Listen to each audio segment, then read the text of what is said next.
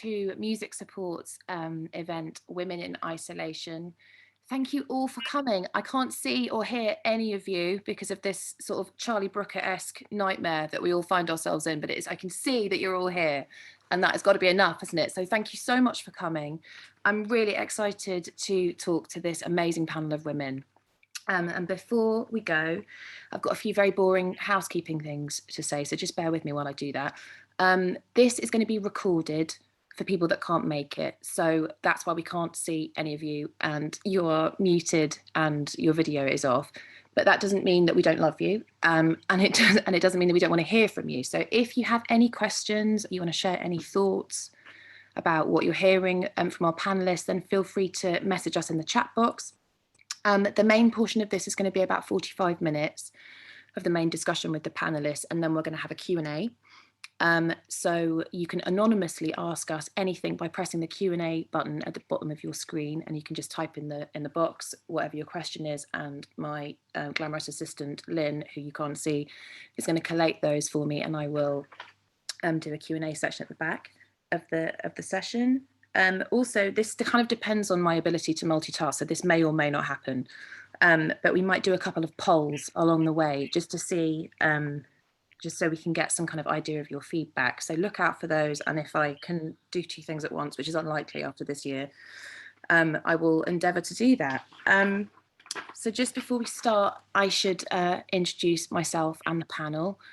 My name is Rachel Lander. I'm a cellist and I'm a session musician. I play in sort of film and telly recording sessions, and I played in the West End before COVID-19. I'm a mother. I'm a single mum to two children. They are 6 and 3.5. So you can imagine the kind of year I've had with them in lockdown. And I'm a recovering alcoholic addict, and I've been clean and sober for 13 years with the help of a 12-step abstinence-based recovery program. And it's because of that that I'm a trustee, and I'm really proud to be a trustee of Music Support. And Music Support is a charity we started in 2016, and we are a charity that was started by people in the music industry for people in the music industry, and we offer help and support for anyone that's in any bit of the industry. So you could be a PA in a record company, or you could be an award-winning pop star. If you need help and support with mental health or addiction problems, then we are here to support you.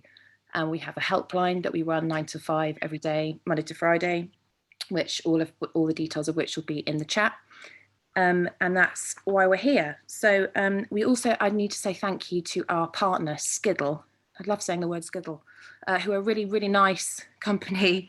They are a events company, and if you are interested in hosting your event with them, just look them up online at skiddle.com.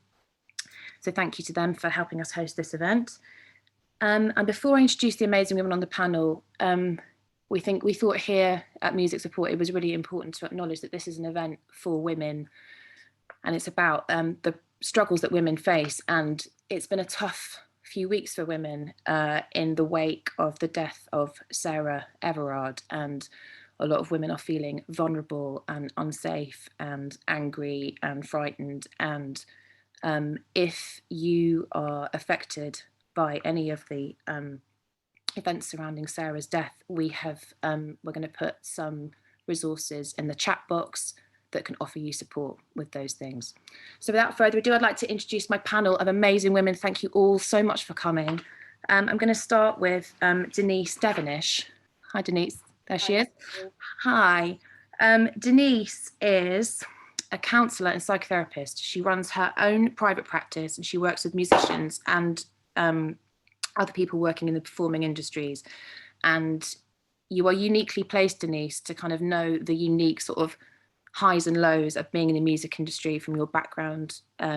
Denise was born into a musical family, was a singer-songwriter in her own right before she trained to become a therapist. And she works with the British, I can never say this, BAPAM, which is the British Association for Performing Arts Medicine, Help Musicians UK, and for us at Music Support, and we're delighted to have her. So thanks so much for coming, Denise. Thank you.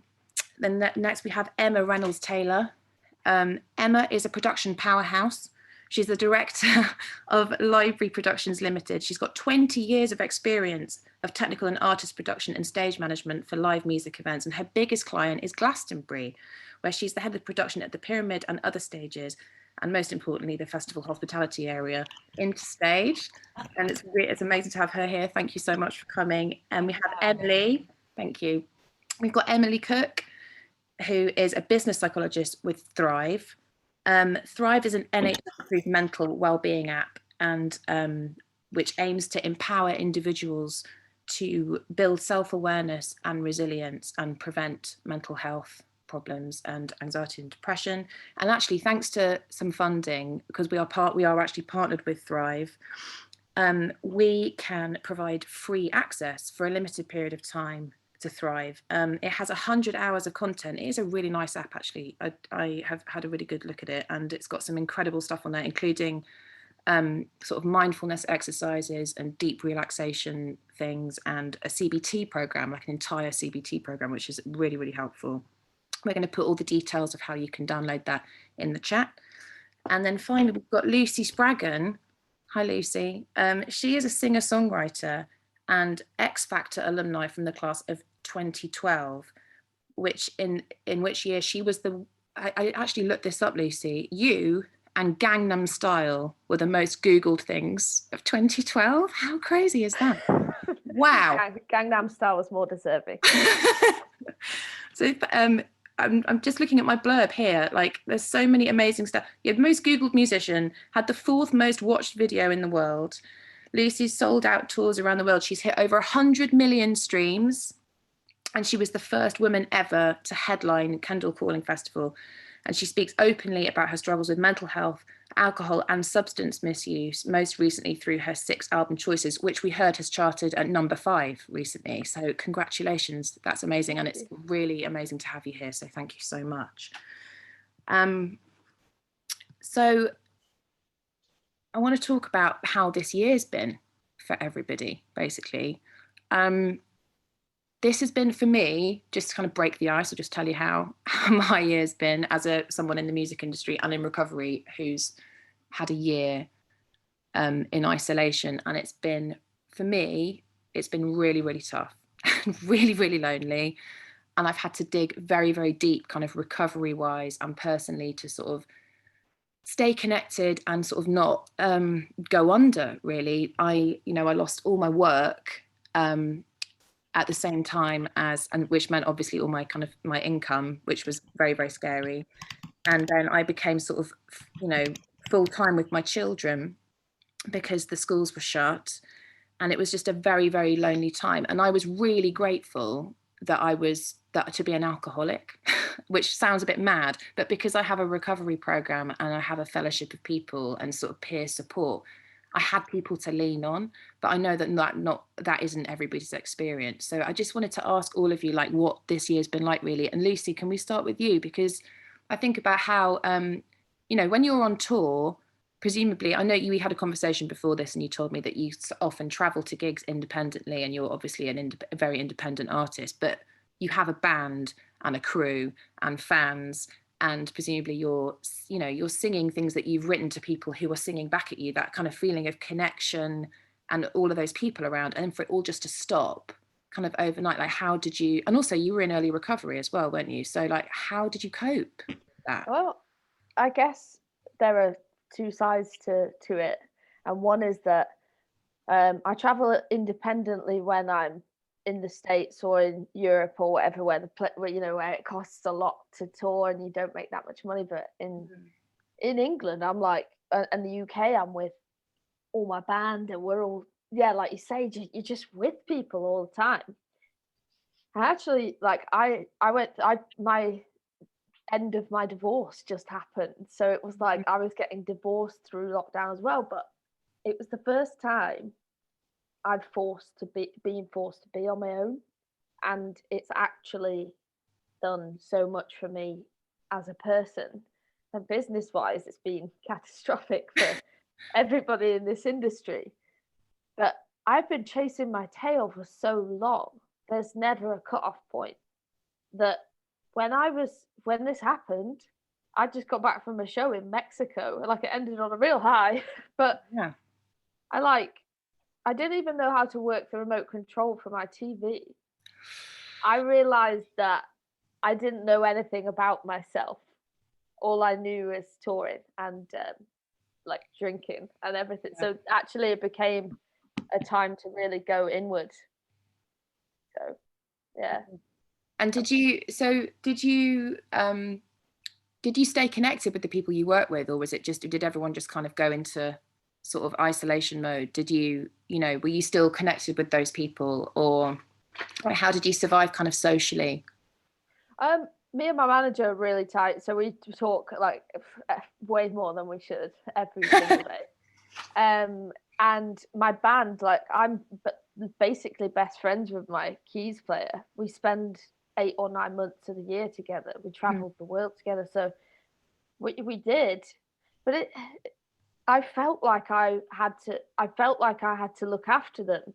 Um, Josh ended up driving for Amazon, and it was like it was just he's so talented, and I felt like, oh, these people work for me. I should be looking after them. So there was a lot of that, Yeah. but that's Did you, hard. so I'm gonna like field this to Denise now. Have you, Denise, because obviously you're used to you work with lots of artists. So have you noticed kind of any common trends about how they've coped, how they felt in this period? Yeah, I mean, yeah, having to go and do delivery work when you've been a big touring session musician, sorry, has been really challenging. I think that people have really struggled with their identity.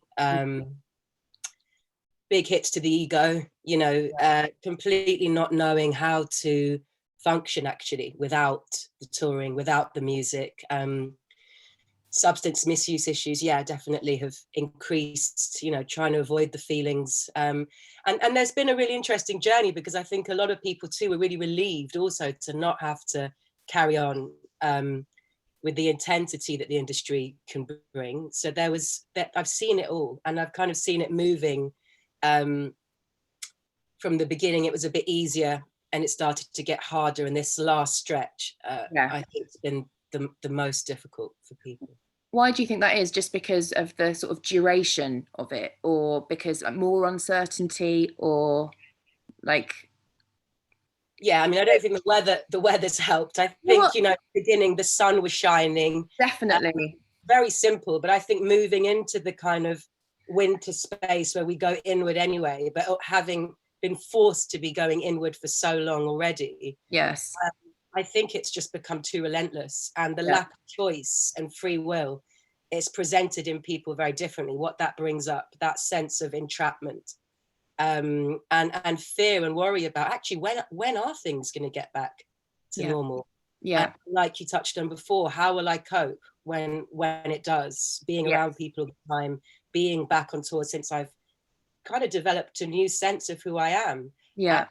And like Lucy was saying, tapped into new parts of you and become comfortable with that.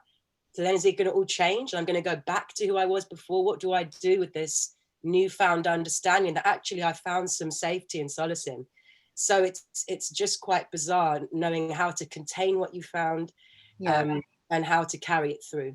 And how have you coped personally with isolation? How have you been? Because you've got a small person, haven't you? I've got a small person and a very small being growing inside me currently in a cold. So sorry for this,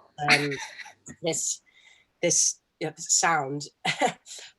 Can't hear it.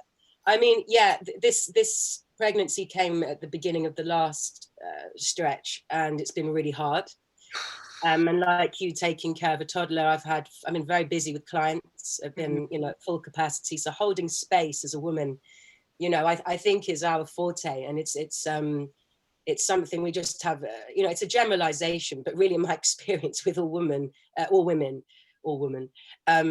we have an innate capacity to feel into people and to hold space, but we need to greatly self-care, and we haven't been able to go and be with sisters and have dinner, go and take a long walk and even take time for ourselves without this pressure of feeling, I will own that, of feeling I have to be around for my son because I'm You know, I'm working and I'm guilty for that. I have to be there for my clients, and I have to unpack what's going on with my clients. And as much as I'm honored to do what I do, it's felt like a lot of holding in the same space. Yeah. So I've had to go deeper in and realize actually that the work is never done. You know, I need to continue my own therapy, have my own supervision to hold other people.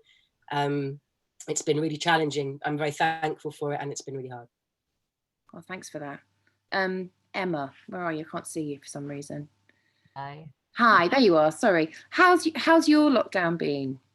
I mean, obviously, you know, having all of your work cancelled, it was just devastating. You know, I had just been promoted to the highest level I'd had on Glastonbury, and also won the Mercury Music Prize, which is another big show that we do. And I finally felt like, after all the hard graft, that like I'd arrived. And then it was suddenly like, what do you mean I don't actually get to do this? You know, and I kind of felt like one of the kids in like Willy Wonka's chocolate factory. I'd got a golden ticket, and then I was like, oh my God, I get to go in. And then I was like, what do you mean it's closed? Like, it can't be, you know. And so that was tough. But I also had like a personal tragedy right at the start of COVID. I sadly lost my dad to cancer 2 days before Glastonbury cancelled. So that week was without a doubt like the worst week of my entire life by far. And I was like really, really, really close to my dad, like really close. Like, you know, he's one of my best friends. And it was a really good exercise though in like priorities. And I was very much like, yeah, Glastonbury's cancelled, but it's just a job. You know, it's going to come back at some point. And yes, I've lost all my income. I don't know where my revenue's coming from, but I'll figure it out. I'm not going to get to see my dad again. And he died shortly before the Boris announced the pubs were closing, and we actually arranged his funeral and then had to cancel it and tell all of his friends and our friends and family they couldn't come. And that was so much tougher than the whole Glastonbury and jobs cancelling, that it really just put everything into perspective and was like, okay, I can deal with whatever else you're throwing at me now. You know, after the first few weeks of just like, you know, how could this, you know, the 3 weeks of just a living hell, literally. And then I just sort of came out of the back of that and was like, right, okay, at least I actually then having that forced isolation of people not contacting me 20,000 times a day was a blessing. I was actually, I hate to say it, like relieved that Glastonbury had cancelled and I didn't have to deal with all of that, and I could just deal with what had happened with my dad, have loads of time for my mum,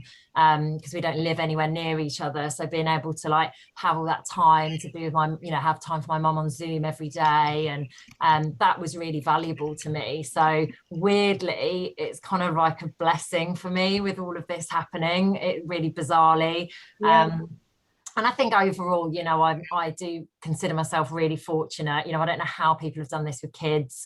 You know, like Lucy having going through that divorce. You know, I've been with my husband like 15 years, and we're really tight. You know, he's like literally my best friend, and that's been just amazing throughout the whole thing with my dad and with COVID and everything.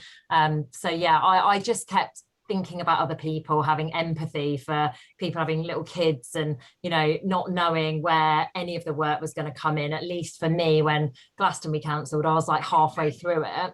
So I'd sort of like earned half the money, and throughout the process I just had to change my mindset and kind of think, don't think about the 50% of your fee you didn't get, think about the 50% you did, and think of all the people that didn't get any money because they're musicians, they didn't get to perform, they're technicians, you know, jobs that are really practical on the day. None of those people got to earn any money, and I did for part of the planning. So changing my mindset was just like a big thing. But just having to switch around all my priorities massively.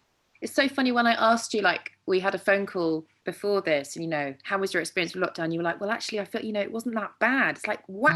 When you describe it, it sounds really. I mean, it sounds like you put it on. What I always say is, like, on paper, it sounds horrendous, and like all it the does worst sound things horrendous. ever. But actually those things happening together, you know, if my dad had to die, which people do sadly, and this COVID thing had to happen, actually weirdly them happening at the same time was perfect for me, you know, and actually had the time to like deal with it. And like I said, that forced isolation was actually a really good thing. And like I said, it was just thinking about all of the other people and the situations that they're in our industry. It massively helped just to think we are actually all in the same boat, you know. That phrase, we're all in this together, I wanted to punch people in the face that said that we're still working and you know, getting furloughed for just being at home. You know, the fact that we had all of our work stop was just like, we're not all in the same boat, you know.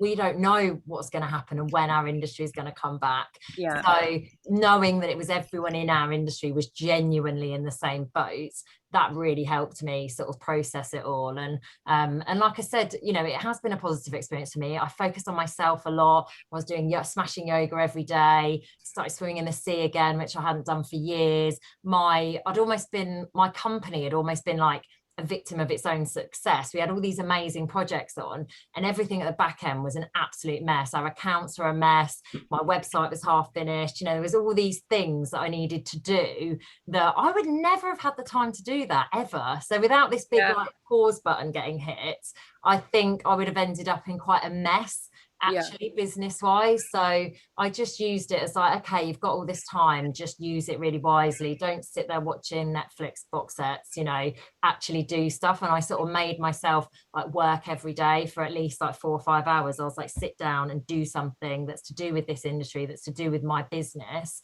And that really helped. That's amazing, because really, you know, because with all that's so much loss to deal with at once. And the thing is, I guess the temptation, I think for me, if I had like a big loss like that, I would probably want to throw myself into my work to not feel it, you know. And I guess one thing that this has forced people to do, and it's definitely forced me to do, is just like sit with the shit, you know, sorry for swearing, but that's what I've really, really had to do. Because, and I think, and I'm hearing this from a lot of women actually, particularly kind of my friends that are parents, is this thing of, you know, we all were running around like lunatics, kind of trying to be everything for everybody. Like Denise said, you know, as women, we try and like look up, we're nurturers, and we try and like hold everything for everybody. And even the way that you have coped with this is like by empathizing with other people and, you know, checking in with your mum every day and trying to look after everyone else. That definitely sort of trying to do that and have a career and be successful and show up and also be nice about it. It just wouldn't have happened. It wouldn't have happened. And that was one of the things I thought about, like if we'd all just carried on and I'd had my own personal tragedy and everything had just carried on, I would definitely have not represented myself properly at Glastonbury. I would 100% have lost my rag with somebody and behaved in a way that wasn't becoming to me or the festival. So yeah, it's good all round, you know. And like I said, I just have to think of it as a positive. Is everyone hearing Emma right now? I've just lost her. Have you lost her? You're hearing her. It must be, is it my Wi-Fi? Oh no, it's my Wi-Fi going wonky. No, it's all right, you're back. Oh my god, doom. Okay, just for now, it's fine, it's fine. Emily, where are you? Hi. There you are. Hi Emily. How was your year off? I mean, how was your year in isolation? How have you coped? Yeah, I think for me at the beginning, like a lot of people, it was a novelty for us. You know, we moved into working from home, and that for me was really enjoyable, and obviously the weather helped as well. So for me, it kind of instilled this sense of importance around my self-care, which is something that I wanted to take forward. But you know, we're in mental health care and digital mental health, so the demand for our support and our services was huge, and it was next to nothing we've experienced before. So I certainly in myself experienced a bit of burnout towards the end of the last year and probably at the beginning of this year, just because of the intensity of the work and perhaps not really you know, balancing my own work life as much as I've been advising other people to do. So that kind of forced me to kind of look inward and reflect a bit on that. But I mean, overall, it has been a good experience. And I left London very quickly before Christmas and came up to the Peak District to be with my partner. So the green space has definitely helped. Yeah. Okay. So I was going to ask actually, if obviously the theme of this is about isolation, some women in this industry felt isolated before COVID, and I wondered if any of you had experienced that. Like Lucy, as a woman in the industry, did you get a sense that it was, did you feel isolated trying to be a female artist, like compared to you know what your experience might have been if you were a male artist? Well, I was talking to you about this, and that I do feel that, yes, throughout the whole, you know, from the very beginning of driving myself to pubs and clubs and loading in at night and staying in cheap hotels, and like even to toilet facilities at venues, like places with no toilet seats or no toilet roll, like that is the reality of like the very beginning of a music career, a touring artist.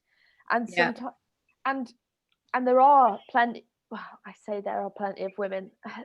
There's, my whole crew are guys, apart from my merch seller. Like, I am on a stinky bus with a load of stinky men, and stinky men live so differently. And at times, and I think I said this to you the other day, I experience it now. Like, we released the record a few weeks ago, and I was trying to say, look, I want to do these video messages in conjunction, buy an album and you get a video message. And it was all very simple what I was trying to say. And for some reason, the man that owns the website that we distribute stuff from, and the label, and my manager, all these guys were having all these big, loud conversations. And I honestly, as the person that employs every single one of them, felt like I was going, excuse me, guys, excuse me. And no one was listening. And I hate to admit that, because I'm like, I'll just say exactly what I want to happen and things like that. But sometimes I do. I feel isolated, but other times I don't. Yeah. You know, touring alone, driving around America and stuff like that. It's men. All of my friends are men. I have this conversation with guys a lot, and it's taken them a long time. It's taken the death of Sarah Everard actually for them to realize that the reason they don't sleep in their car, well, actually they would sleep in their car, but the reason I don't sleep in my car is because of what I'm scared of, and they're not scared of the same things. Yeah. I'm scared of a lot of things, and I've had to explain that to them. I'm very outdoorsy, and I said to my friend Dave, the reason you wouldn't sleep in a tent on your own is probably because you'd get cold. The reason I won't sleep in a tent on my own is not, I'm not scared of any wild animals. Let's put it that way. Yeah. And Denise, like when you were and still are, you're a singer-songwriter, right? As well as yeah, I mean, I do it because I love singing, but it was never my calling, I think. I mean, I don't know. I grew up in a house, as I said to you, full of mainly men. Yeah. My mum is a powerhouse and ran ran the record label. They were very successful. So the house was full of artists. There was a studio there, and but mainly men. Right. There were a few women that were very important to me, but there were a few. They stood out because they weren't the majority. And when my parents divorced, I was explaining to you, I moved in with my father for a bit. And so as a teenager, whilst I was trying to find my voice, actually, I wonder if like Lucy, I don't want to admit it because I've always liked to think of myself as being very outspoken and strong, but actually I had to take on that persona to fight in the environment that I was in. I realized I had to become very loud. I had to be heard. And, you know, I'm Oriental, I'm small. There's these kind of ideas that I'm really cute and fluffy and sweet. I'm that, and I'm also fierce. But I had to push that out because I wasn't being heard. And don't get me wrong, I love my father, I love my uncles, you know, loads of the men that I grew up around, and I'm honored to have seen what I saw and be a part of the music and the creativity. And but at times the boundaries were broken. There was inappropriateness. You know, I was a teenager. There was things that went on, and I did go on tour. I did have some experience, and I couldn't keep up because I was only 16, Right. 17. I couldn't, you know, there was a lot of drinking, drug taking, you know, smelly men doing their thing. And it's like, there was no consideration or really kind of awareness of me and my needs as a woman. They would say it, but there wasn't a genuine care for that or a space for that. So yeah, that's what I've seen. And in my work, you know, unfortunately, most of the women, in fact, all of the women that I've worked with have been sexually assaulted, and I've had something go on either in rooms with writers. The majority of writers and producers are men, with management, on tour with their own band, and you know, people are aware of this, but there's still this kind of image painted that it's equal, and women, there are women doing amazing jobs in high positions, a lot of power, and it's great. But it's still, the majority is men, across the industry. And there are still women who feel very vulnerable, very afraid, and are struggling to have their voice heard and their ideas heard. And that there aren't, you know, sometimes it's not fairly split and it's not equal. It's very, very, very far from equal. And there needs to be more conversations about, you know, the role that women play in the industry and the lack of consideration for how hard it can be. Yeah. God, thank you. Emma, that hasn't been your experience, has it? So Emma, what's been your experience like with being a woman in a very male industry? I don't know whether it's because the industry I was in before music, I was actually in the skateboard industry. So my first ever job for leaving university was in a very male dominated industry. And I went straight from the skateboarding industry and doing, you know, events within skateboarding into music events. And there was actually more women in the music events than there was in skateboarding. So for me, I was kind of like, oh, like there's other chicks here, you know, it's amazing. And I was always very much, even when I was working in the skateboard industry, if I met other, you know, I had a big group of like girl skateboarders that I used to go out skateboarding with. And I've been very much just one of those people that tries to, like, you know, gravitate towards and kind of bring the sort of females together. And, you know, my team at Glastonbury, you go into, I remember one of the lighting guys came into our office and he was like, it's so intimidating in here, it's all women, because I've got this like amazing group of women all working for me in the office. And, you know, to be fair, on stage, it's like 98% men, which hopefully will change. But I've always tried to sort of gravitate those sort of women to me and just not think that it's a bad thing to be different and kind of standing out. I've always used that as a benefit, as a, you know, be different. It's you're standing out, people are noticing you, use that to your advantage, you know, don't see it as a bad thing.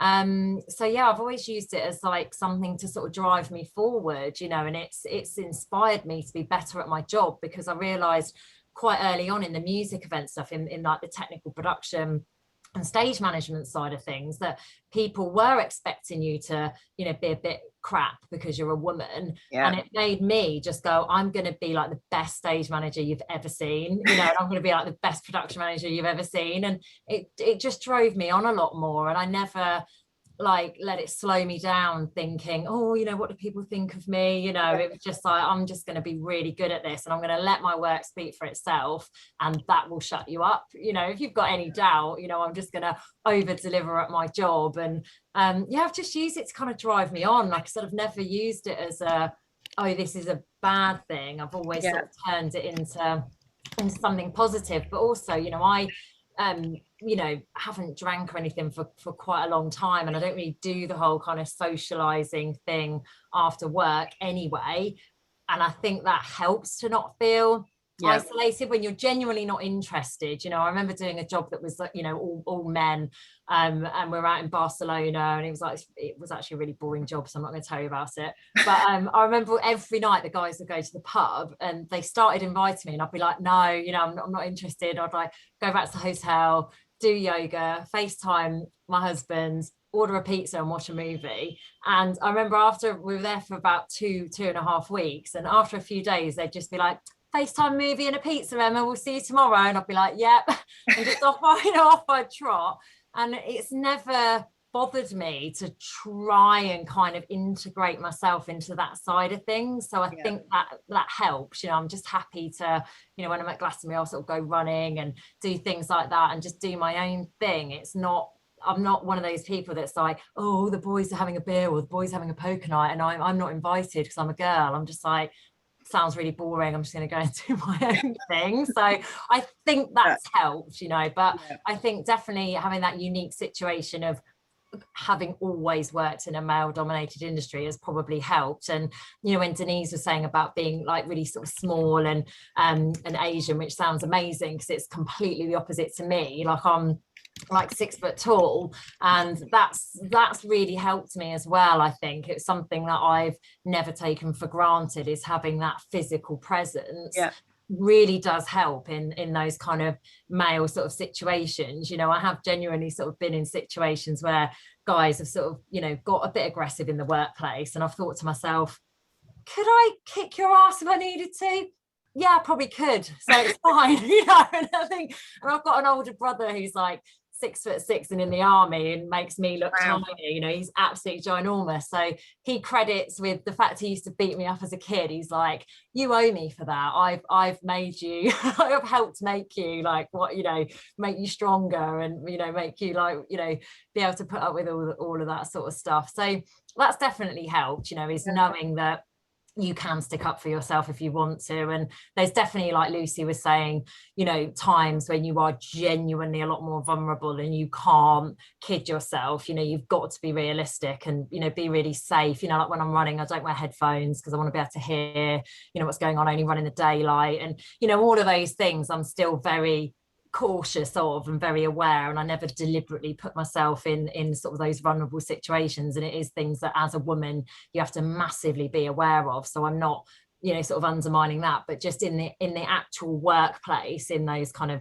toe-to-toe situations, it's definitely helped having that sort of physical presence. So I don't take that for granted. So you're my positivity guru. I'm so positive about everything. So people are still kind of like, people are still feeling isolated, I think. And also, like, we're talking about sort of going back into things now. So I went to work yesterday and I did something that normally I would, there's a poll. Guys, this is where I should be multitasking. So anyone that wants to answer this question in the chat box there, if you can answer that, and then I can be fed the answer and I can look super professional because I'll be saying actual stats. Guys. Okay.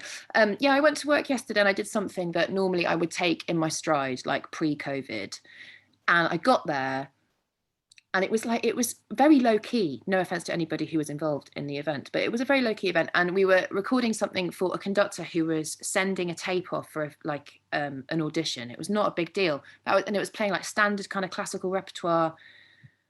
And I was really nervous about doing it because I haven't done it. And then all the people around me were kind of going, like, kind of getting their instruments out, like, oh, this is a bit, and the feeling of, the adrenaline of sort of like getting myself there, arranging childcare for my kids and making sure they had like all the right snacks and all the right stuff for kind of, all of that stuff. And the juggle, like, I've been out of that sort of stressy bit for quite a long time, and now I'm going back into it. Like, especially the people that work in this panel that are in mental health, like, have you got any tips for people like me who are feeling sort of vulnerable about going back into the kind of workplace, or still coping with kind of loneliness and isolation? Like, Denise, what have you been recommending? Like, I know that's a really stupid broad question, but like, what have you been suggesting for your clients that are kind of going back into the industry and that have had to cope with this kind of year of loss and separation? I mean, okay, there's a lot of demand for these answers. Everybody's saying, can we focus on the 5 things that you can do to Guess I'd like 5. That's it. I don't know. And routine and structure and breathing exercises. I mean, Yeah. we spoke about this briefly, Rachel, so I'm not going to get too into it. But for me, I'm just going to say this. All I do mostly in my work is listen. And I'm not there to give shiny advice. Yeah, sorry. I really believe in the power of, I think so much has gone on that I think this transition needs space to explore what's gone on, to not just leave it. I'm a therapist. I believe in the value of confronting what's gone on, exploring your feelings. Just on that note, actually, Denise, 52%, see, I'm just going to quote a stat at you, 52% of the people in this webinar are feeling isolated right now. So what, just so you know that's what's the general feeling. I understand and I empathize, and I think for isolation, connection is key. And sometimes for people connecting, I mean to yourself, and in a way that feels safe, and that's not easy. So I believe in the power of counseling and being around people that can hold a safe space for you to encounter yourself. And by that I mean to hear yourself, to say things out loud, which is why 12-step programs, I totally get the power of that. And I think the group and the communities that have come about through BAPAM, Help Musicians UK, that artists have been running individually, have been really useful for people. Even if they don't want to speak, just sitting there and hearing other people, that it eases the isolation, because you realize you're not alone. Yeah. And I think what happens when you feel isolated, perhaps you feel nobody else is feeling quite as bad as you, is quite as mad as you. Or, lots of artists haven't been able to create a tool, haven't been able to, have been the least productive they've ever been, and loathing themselves because this was my opportunity to write an album. This was my opportunity to, I don't know, get things sorted out. You haven't failed. This is a uniquely crazy, difficult time. And if you've been struggling, it's okay. If you feel isolated, it's okay. It makes sense. And we need to find a way to give ourselves the space to talk about our experience, and to share it, and to have it be heard, so that we can start to move through it. Wow, thank you. And Emily? Yeah, I would just echo everything that Denise has said, to be honest. I think the main thing for me as well is just acknowledging that we're in this really abnormal situation. We've never been through this before. So how can we possibly look back and say what's normal? Yeah. What is a normal reaction to a very abnormal situation? So, people are feeling what they're feeling, and it can be really uncomfortable, and it can feel like you're on your own and you're isolated. But I think one of the positives of the last year, if there are any, is really that we're in this collective experience. You already have people that are experiencing the same situation as you, if not, we've got our own individual challenges as well. So I think it's also a conversation starter for a lot of people, and it can help to break down that stigma and the taboo of feeling like people won't understand what situation you're in, because we've all experienced it, whatever that looks like for people. So I would really echo what Denise has said, and it's really about being kinder to yourself, and also not putting too much pressure on yourself to just go back to how things were before. We might have new routines that we've created, or new hobbies that we've taken up, or even just enjoying spending more time with ourselves. And so that anticipation of everything kind of going back to how it was before, it's nerve-wracking. I felt that in myself as well. So I think, take small steps. Don't put too much pressure on yourself to just be amazing on day one. There will be difficulties, and I think, again, as Denise was saying, being able to share that with people, and leaning on your support networks and speaking to other people about that experience is going to be really valuable. How, obviously you work for Thrive. Could you just give us a brief overview of like what you can, like what the benefits of having that app? Because I did check it out and it has got some amazing things on it. So how could that help somebody who is vulnerable right now? So the Thrive app has loads of content in it that is all evidenced by research and clinical practice. We have a CBT program in there, which is cognitive behavioral therapy. It's a really effective treatment for a variety of mental health conditions, but we also really position it as a life skill. The things that you learn in CBT are really about understanding the influence of our own thoughts and perceptions on the way that we feel and respond to situations. So, Emma was giving a great example about, her mindset and how she kind of has this internal dialogue that, when things are crap, you talk yourself into, thinking, okay, how else can I look at this that can make me feel better? And that's essentially what underpins CBT.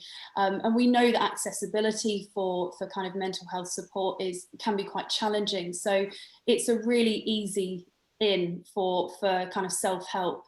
So, we recommend working through the CBT program, but we also have various mindfulness and relaxation exercises as well, which can help to build resilience skills and de-stress. And I really recommend that you try a range of them. What works for one person doesn't necessarily work for another. For me, I can't meditate to save my life, but the more kind of physical body-based exercises like deep muscle relaxation and calm breathing are particularly good, and they work to kind of counteract some of those physical symptoms that you get if you're feeling quite panicked or stressed. So it can be really good. And, there's loads of other things in there as well. There's a mood journal where you can keep track of kind of your thoughts, your feelings. And there's also a way to seek further support as well. I could bang on about it for ages. I'd recommend just downloading it. You've got free access to it. So have a play around, and we've already seen some great comments as well from people that have used it, which is great to hear. Okay, great, and thank you for that. And if you do want to download it, and we are offering free access for a limited period, it's all in the details are all in the chat box.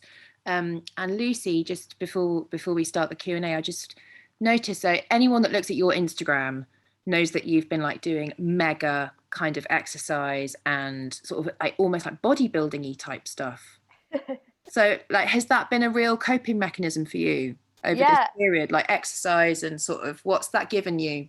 Well, I quit drinking like 20 months ago, and it was then 6 months into my sobriety I started running. Right. For no reason. I just woke up and it was like, you need to run. So I was like, oh, okay. And so throughout lockdown, I went from 10k, and then it was 15k, 20k, 25. Like it just started becoming this thing that I did. And fitness, I'm now through lockdown, I've become a fully qualified personal trainer, and wow, it was just something. It's a passion that has. Music is my livelihood. It's my passion, but there are parts of it that I lost in it being my business too. Yeah, of course.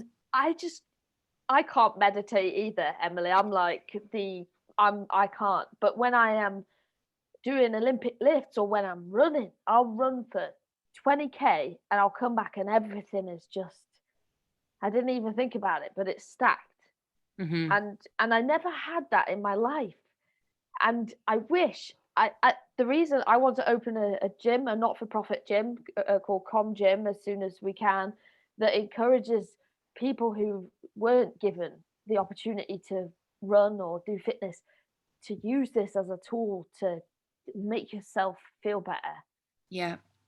I've never had this clarity, and that this clarity for me comes from the connection I have with my body now. And when I was touring, I'm lactose intolerant. I realized that at the beginning of my sobriety. I'd just been ignoring the fact that my body didn't agree with certain things, all the drinking, I just didn't care. And when you're touring, it's I'll eat that quick. And so that's all going to change when you're back on the bus. or you're Yes. back on the flights. But at least I have it and I can run anywhere. Yeah. Thank you. That's really good to hear. We did another poll, guys, so we can sound professional again. So 60% of people in this webinar they're saying that isolation has become normal to them. So that's interesting. And 64% of people are feeling nervous about coming out of lockdown. Okay, so we're going to go to a bit of a Q&A. I've got a few questions. I'm going to direct this to Emma. Do you think that when things will open up in the music industry, there'll be more opportunities for women? I'm a music technician starting out in the industry, hoping to break in.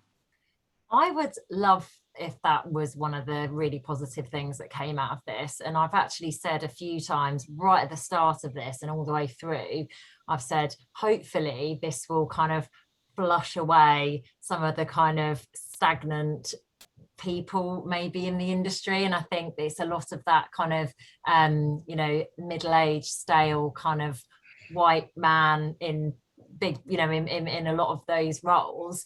And I think, yeah, maybe that will be a good, not that I'm saying we need to get rid of all the men, but I do think that, you know, hopefully a few of the kinds of real sort of stagnant people will be sort of flushed away and be doing other things now. And I think traditionally, you know, a lot of men in the industry, they were probably the one that was you know, bringing all the money in, kind of bit, you know, being on tour or doing whatever job they did in the industry. And when their work suddenly stopped, a lot of them have had to go and get other jobs. You know, I've been really lucky that I've managed to like sit tight and kind of ride it out and kind of have enough work to still be here at the end. But maybe there's a lot of people that haven't, and then that means there will be more opportunities for people. You know, one of the things that's got me through all this as well, one of my other kind of positive mental things was thinking, I'm going to be better off when we come out of this. I'm going to have more work. There's going to be more opportunities, and I felt like that all the way through, and I genuinely do believe it. So fingers crossed. Thank you. We have one more question, which is, I think I'm going to direct this to Denise. And I think this is from somebody who might be a therapist. How do you all get a routine in place, and how do you balance your ups and downs with the needs of your clients? So if you're having a really tough time, obviously now you have a small person, you're growing a small person, and you've got clients who have had a terrible year with lots of needs. Like, how are you looking after yourself? What kind of routine do you have? I'm back in my own therapy. Right. I rely on my supervisor. So okay. My supervision is imperative so that I can go there and offload. And yeah, my self-care is imperative. And if I'm honest, it's been harder to work with kind of sickness, just the physical symptoms that come from being pregnant. Absolute lethargy, vomiting, or the need to vomit 24 hours a day. That's easy now. So I couldn't be present with my clients for me. So it was, for example, now it was talking to my supervisor about that. What do I do? I need to hold these people. They rely on me, but I can't physically be present. I can't sit there without wanting to vomit. Oh, bless you. So I had to have very honest conversations, because if I'm not well, how can I take care of other people? It's just, you know, self-care, like Emily said, it's imperative, it's paramount, it's crucial. It's not indulgent, it's not selfish, it's necessary. Otherwise I'm going to burn out. I'm not going to be a good mum. I'm not going to be a good therapist. So in lockdown, learning more and more ways in which I can take care of myself. It's not always been easy for me, hands up. Yeah. You know, I'm the wounded healer, so I do what I do. But trying all the time to bring in new ways of self-care, relying heavily on my own counselling and my supervision. Thank you. That's kind of all we've got time for. Before we wrap up, what I just wanted to kind of end this on a sort of positive note, because it seems to have been a very mixed bag for everybody. This, like, we've all been kind of forced to sort of dig deep and find some kind of resilience and patience, and self-care keeps coming up, that, you know, that word, because I think, you know, as women, we do want to care for everybody else and sort of forget ourselves. I do find that. I know that's a sweeping generalization, but that just is what I've seemed to have noticed.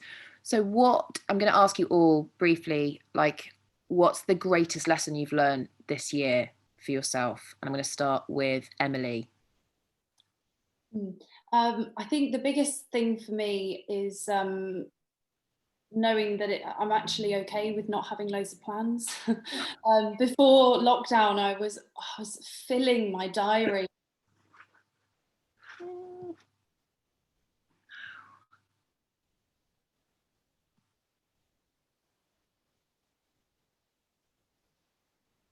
Oh, has everybody else lost Emily? No, you've lost her as well. Yeah. Yeah. Oh, Emily. Yeah. All right, I'm gonna move on to Lucy, and we'll come back to you. The same question. Yeah. Just that, like, I never, ever took time to realize who I am underneath all the things I cover myself up with.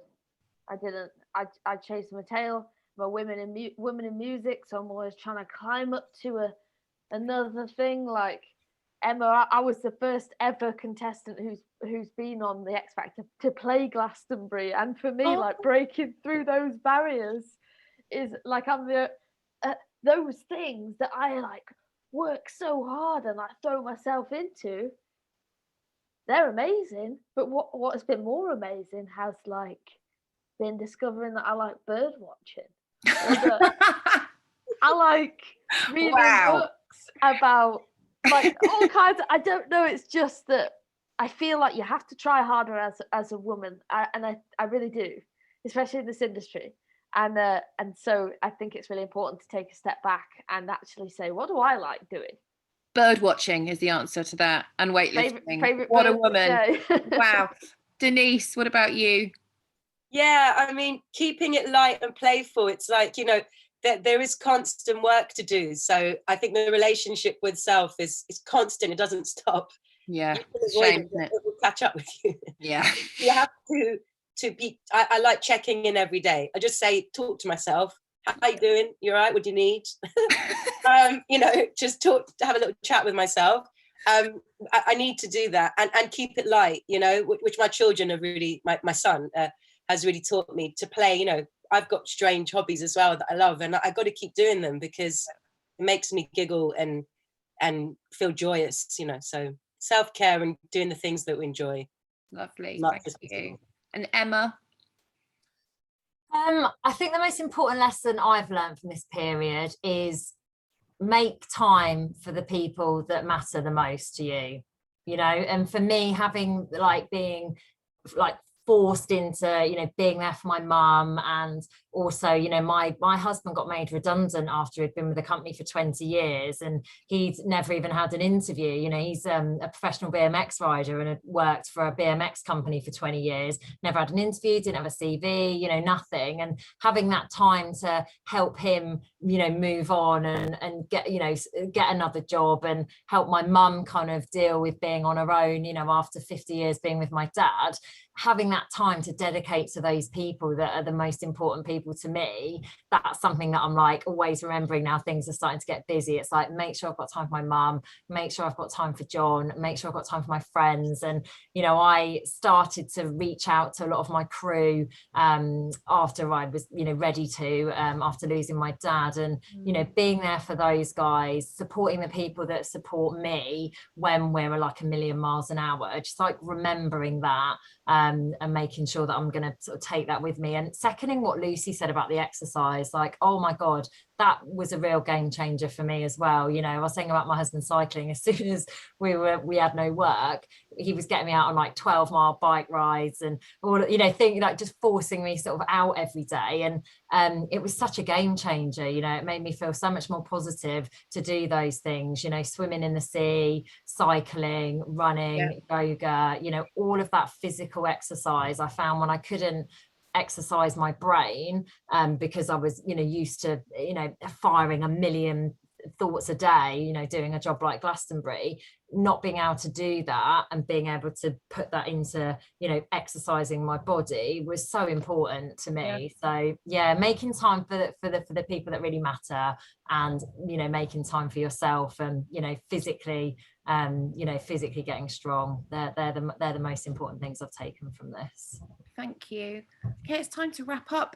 Where on earth were you at the beginning of lockdown? If I'd have heard this at the beginning, I might have had a different experience. So thank you so much for everything that you've shared, and be so honest and sort of generous with your experience and your time. We're really sorry if you didn't get to answer your questions, or if you had a question that is burning and you didn't get to put it in the chat box. So if you want to send it to us, you can contact us at info@musicsupport.org, and we will come back to you. We're going to share the link for the video for this session on our website and on our social media, so keep an eye out. And if you've had a really nice time and you'd like to spread the word about this, then please feel free to share that link with as many people as possible. Just a quick reminder that we are offering free access to Thrive, and we'll share the details again in the chat now, and please do check it out and share with your industry colleagues. And finally, remember that Music Support is here for you. You can find out more about us as an organisation at musicsupport.org, including the helpline that I mentioned at the start, and I will share all that in the chat. And thank you so much. Thanks for everyone for coming. We've had a really lovely time. Thank you. Bye.